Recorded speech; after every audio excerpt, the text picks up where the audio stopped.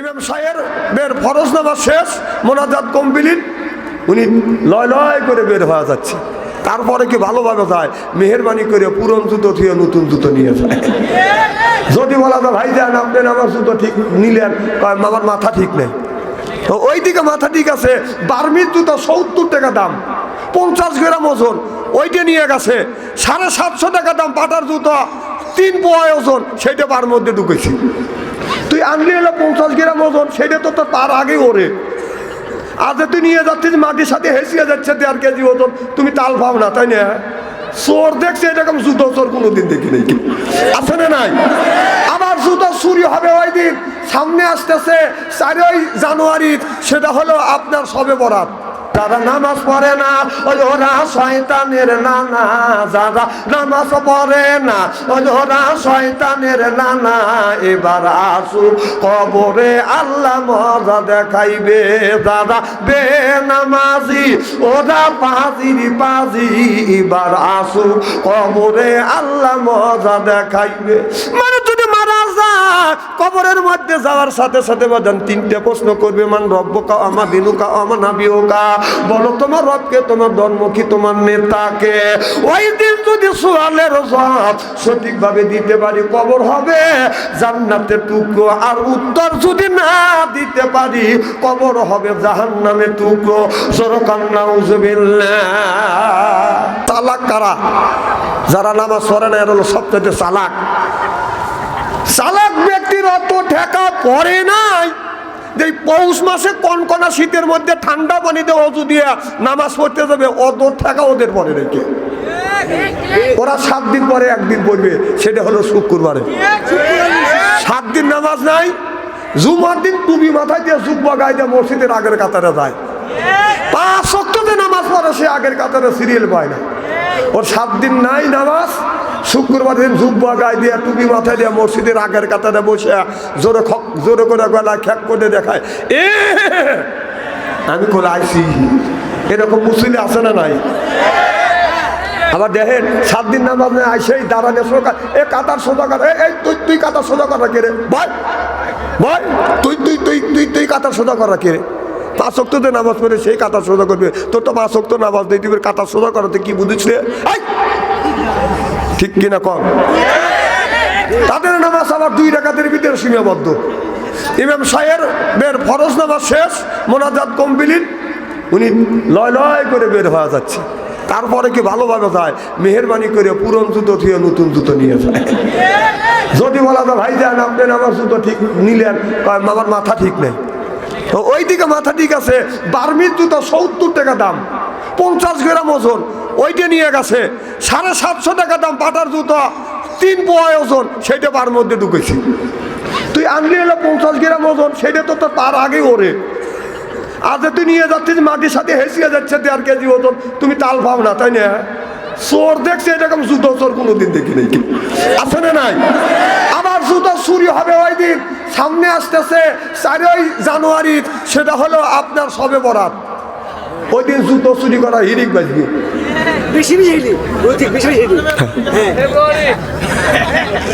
ফেব্রুয়ারি, হ্যাঁ 4 ফেব্রুয়ারি, না 4 তো আমি ছেড়ে দিই, তাই না? 4 আমি বলছি, দেখো 4 ফেব্রুয়ারি শবে বরাতের নামাজ, সারা বছর নামাজ পড়বে না। ওই দিন মাও কবে গোসলতে যা, বাপ কবে গোসলতে যাসি নেই, কারণ ওই দিন নাকি নামাজ পড়লে কি আল্লাহর কাছে যা চাওয়া যায় তাই দিবি। আল্লাহর কাছে যা নামাজ, ফরজ নামাজ পড়বে না, নফল নামাজ পড়ে, আল্লাহ তুমি আমার এই চান্দাই কোনা এলাকা লিখে দেবো, আল্লাহ কাছে দেবো নে তো। সারা বছর নামাজ নেই, তুই চান্দাই কোনা বাজার লিখে লিখবে চাচ্ছিস। গরুর গোস্ত, খাসির গোস্ত, মুরগির গোস্ত, এইগুলি খাওয়ার এই হাদিসগুলি দিল কেটা? হালাল জিনিস খাওয়া যায় আছে। ওই দিন খায়া নামাজ পড়বে, ওই দিন খাওয়া যায়, নামাজ পড়া সব তো খালি ঢেক করে। ও যদি কয় কি খাচ্ছেন, কয় পোলাও আর গরুর গোস্ত, তো খাইবের করছে কেটা? কয় আজকে খালি নাকি আজীবন সারা বছর ভালো মন্দ খাওয়া যায়। আমি এই কথা শুনে পরের দিন ওর বাড়ির গেছে, যা দিয়েছে বাম হাতে কাঁচামরিচ আর পান্থা ভাত। কে রে রাতে গরুর গোস্ত খাইছিস, কাল কি খাইছিস? গরুর গোস্ত আর পোলা। কম সব রাতের নামাজ পড়ছিস, কম হে কম কি চাইছিস আল্লাহর কাছে? কয় ভালো বলতে চাইছি, কিন্তু তুই না আজকে এই যে পান্তা মাছের কাঁচা মরিস, এর মানে কি তা জানিস? সারা বছর আল্লাহ ফাঁকি দিছিস, এই জন্য আল্লাহ তো ওই দিন খাওয়াইছে গরুর গোস্ত পোলাও, আজকে তো সকালবেলায় পান্তা ভাত কাঁচা মরিস, তোর নামাজ আল্লাহর দরবারে কবুল হয়নি। কে কথা কর না কে? তারপর বললাম কয় রাকাত নামাজ পড়ছিস? হুজুর 69 রাকাত। কম এই দিনই তো কাঁচা মরিস, তোর ভাগ্য পান্তা ভাত। কম ফরজ নামাজ কি পড়ছিস? হুজুর ফরজ কাক কয়? আমার কথা কি বুঝতেছেন নাকি? মানে ফরজ সুন্নাতের বালাই নাই, জীবন ভরা যদি নফল পড়েন, একবার ফরজ নামাজের সিজদায় যা সুবহান রাব্বিয়াল আলা যে 3 বার বলবেন, আজীবন নফল পড়ে ওই সওয়াব আদায় করতে পারবেন। তাহলে ফরজের কত বড় গুরুত্ব। ওই ব্যক্তিকে বলবে বান্দা তুমি কি নামাজ পড়ছো? বেনামাজি ব্যক্তি বলবে আল্লাহ নামাজ পড়ছি। আল্লাহ কার নামাজ যখন পড়ছে আমার বেহেশতে যাও। বেনামাজি ব্যক্তি যে মিথ্যা কথা বলবে, আল্লাহর কাছে যা মিথ্যা কথা বলবে। এখন যেই লোকটা নামাজ পড়ে তারে কি কয়? হ্যাঁ রে, কথাও কয় না রে, লাদির জানি টান লাগে না। যে নামাজ পড়ে তারে বলা হয় নামাজি, যে পড়ে না তারে বলা হয়, যে নামাজ পড়ে তাকে বলা হয় নামাজি, পড়ে না তারে বলা হয় বেনামাজি, যে সুদ খায় তারে বলা হয় সুদখোর, যে ঘুষ খায় তারে বলা হয় ঘুষখোর। আমার কথাগুলি শুনে যান।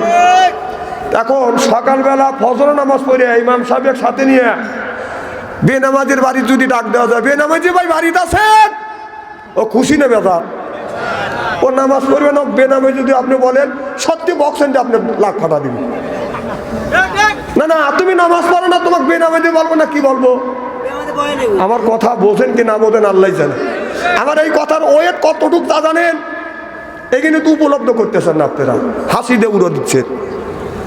যে একটা লোক নামাজ পড়ে না, আল্লাহর ভাষায় ওকে বেনামাজি বলা হয়।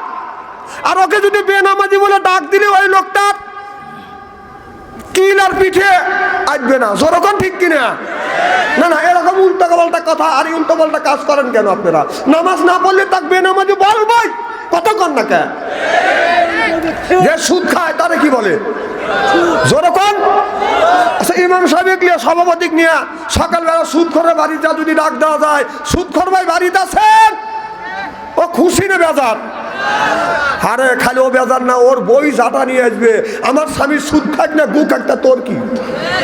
না না, তুমি সুদ খাবে, তোমাকে সুদখোর পাওয়া যাবে না, তো সোপার দাঁত খুলে ফেলা দেবো। সুদখোর, যে সুদ খাবে তাকে সুদখোর বলতেই হবে, কারণ সুদখোরের কথা আল্লাহ রসুল, আল্লাহ এবং আল্লাহ রসুল বলেছে যে সুদ খায় ও সুদখোর। আর তুই সুদ খাস, তোকে সুদখোর বলি, তুমি মারবে লেগে আসো। আজকে কথা কর না খেয়া, আজকে কোন পারবি নি রে? সুদখোর ওরা চুপ করে বসে রয়েছে। আর যেগুলি আসার রাস্তায় আসবে ওরা আর এক সুদখোরে ধরছে, যাস না ওকে আজকে ভাবছিলাম যে দোলাই শুরু করতেছে না। একটা লোক কালকে যে লোক সুদ খায়, সকালবেলা যদি ইমাম সাহেব যদি সুদখোর কথা ডাক দেয়, কিন্তু ইমাম সাহেব কোনটা সরিয়ে দিবেন না, গন্ডগোল করবে। তে আজকে আয় আজকে দেখ পিঠে কি লাগবে না, কথা কর না খেয়া। না না, তুই যদি বাপের বেটা হয়ে থাকিস, একটা লোক যদি একে একে তোকে যদি সুদখোর বলে তুই তাকে প্রতিবাদ করিস, তুই যদি বাপের বেটা হয়ে থাকিস, তুই আজকে আয় নাই, কথা কর না কে? আমার সব কথা যারা সাহায্য দেওয়ার মতো ইমানের স্পিরিটে আপনি দেন নাই কে? আমার জাল সাহায্যেন কে? ঠিক এখন কবে? না না, আপনি যদি ইমানের স্পিরিট যদি না থাকে তাহলে আমার জালসা কেন আসেন? আপনারা শোনেন নাই, জানিয়ে শুনে দাবাত দিচ্ছেন, বাপ সংসারের কথাই হলো বাঁকা। আমি বাঁকা কথা বলি, কোরআন হাদিস দিয়ে বর্তমান প্রেক্ষাপট মিলে কথা বলি, হয় দাবাত দেন না হয় না দেন। বাপ সংসারের দাবাতের অভাব নেই কি? তো বেনামাজি ব্যক্তি যা বলবে, আল্লাহ বলবে জান্নাতে যাও, ও তখন জান্নাতের সামনে যা দেখবে বিরাট বড় তালা ঝুলে দেবে। নামাজি ব্যক্তি হাত লাগাবে, তালা খুলে দেবে। সুবহানাল্লাহ। এর মানে হলো বেহেশতে ঢুকে পড়বে। রাসূল বলেছেন আসসালাতু মিফতাহুল জান্নাহ, যারা নামাজ পড়বে তারা চাবি পাবে। তো যা হাত লাগাবে ও তো কম না বেনামাজি ব্যক্তি। দেন নামাজি ব্যক্তি নামাজ পড়ে সেজদার জায়গায় নজর রাখে, আর বেনামাজি ব্যক্তি এরকম করে উলো দিয়ে এরকম করে হাত বেঁধে এরকম করে। ওকে চিড়িয়াখানা থেকে বান্দর উঠে এসেছিল, কথা বল তাকে দেখলেই তো দিশা পাওয়া যায়। ওরা তো কম না আছে, নামাজ যদিও না পড়ছি পাবলিক পড়ছে এটা তো দেখছি। হাত লাগাবে, ঠক ঠক করে খুলবে না, পাশেই থাকবে জান্নাতের পাহারাদার, ডাক দিয়ে বলবে জান্নাতের পাহারাদার আল্লাহ বেহেশতে দিল, আবার তালা লাগা রাখলো, চাবি কার কাছে দাও। কি শখ, নামাজ না পড়ি জান্নাতে যাইতে চাই। ফেরেশতা বলবে চাবি আমার কাছে নাই, চাবি হলো আল্লাহর কাছে। সুবহানাল্লাহ, একটু জোরে বল। বান্দা ফেরত চলে যাবে আল্লাহর কাছে, দেখে দেখে বলবে মাওলা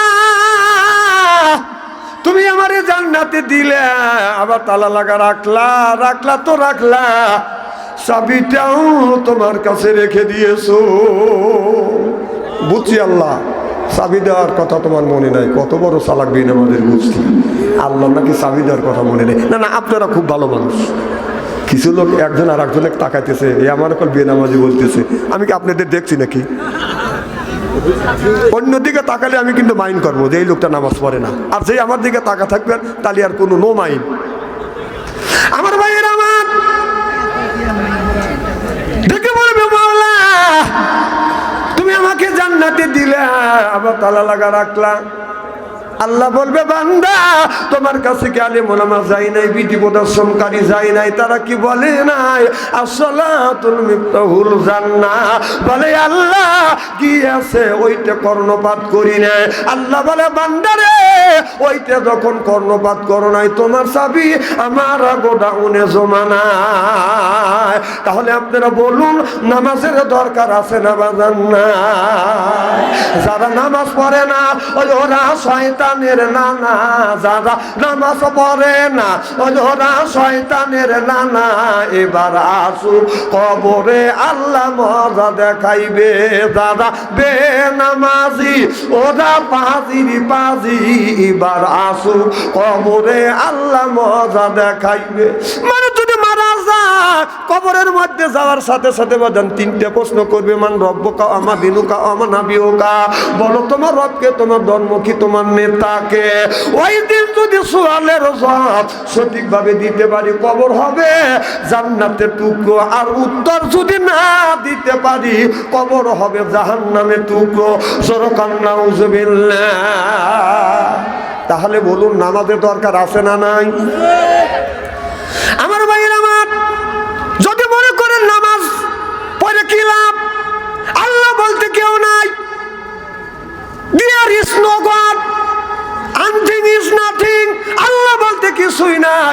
এইটা যদি আপনি অস্বীকার করেন ও বাজান, আল্লাহকে যারা অস্বীকার করে আসলে ওরা মুসলমান না, ওরা মুসলমান বাজান হইতে পারে না। কারণ আল্লাহ এক, আল্লাহ বাজান আল্লাহ যে আছে এটা কি আপনার আমার বিশ্বাস হয়? কি কারণ বিশ্বাস হয়? আল্লাহ আছে, আল্লাহকে দেখি নেই বিশ্বাস করেছি আল্লাহ আছে, রসুল দেখি নেই বিশ্বাস করেছি রসুল আছে, ফেরেশতা দেখি নাই বিশ্বাস করেছি ফেরেশতা আছে, কবরে গোরাজাব দেখি নাই বিশ্বাস করেছি কবরে গোরাজাব আছে। আল্লাযিনা ইউমিনুনা বিল গায়ব, ও দেখা জিনিসের উপর বিশ্বাস স্থাপন করা, এর নাম হলো ঈমান। আল্লাহ আল্লাহ মিকুনা শামসু কামা, আল্লাহ আল্লাহ মিকুনা আরদু জামা, আনতুম আওলানা বাস্তুম মুসলিম কিসানাহায়, আনতুম আওলানা বাস্তুম মুসলিম হতা কামহায়, সিল্লাকান মারহাবা। আমার ভাইরা আমার আল্লাহ বলবে রে গজবের ফেরেশতা, আমার বান্দা নামাজ পড়ে নাই, রোজা রাখে নাই, হজ করে নাই, যাকাত দেয় নাই, আমার বান্দার ঘাড় ধরে বান্দাকে জাহান্নামের দিকে নিয়ে যাও। আল্লাহর গজবের ফেরেশতা আসবে, বান্দার ঘাড় ধরে ধরবে, জাহান্নামের দিকে যেতে যাবে। আল্লাহর বান্দা জাহান্নামের দিকে বাদান যাবে না, মাঝে মধ্যে যাবে, আবার থুমকে দাঁড়াইবে। আমার বাইরে আমার আল্লাহ বললেন ওয়াসিকাল্লাযিনা কাফারু ইলা জাহান্নামা যুমারা, ওয়াসিকা মানে হাকা, অর্থাৎ ধাক্কা মারতে মারতে জাহান্নামের দিকে নিয়ে যাবে। আমার কথা কি বুঝতেছেন? জাহান্নাম ব্যক্তি যাইতে যাবে না, ব্যক্তি করে দাঁড়াবে।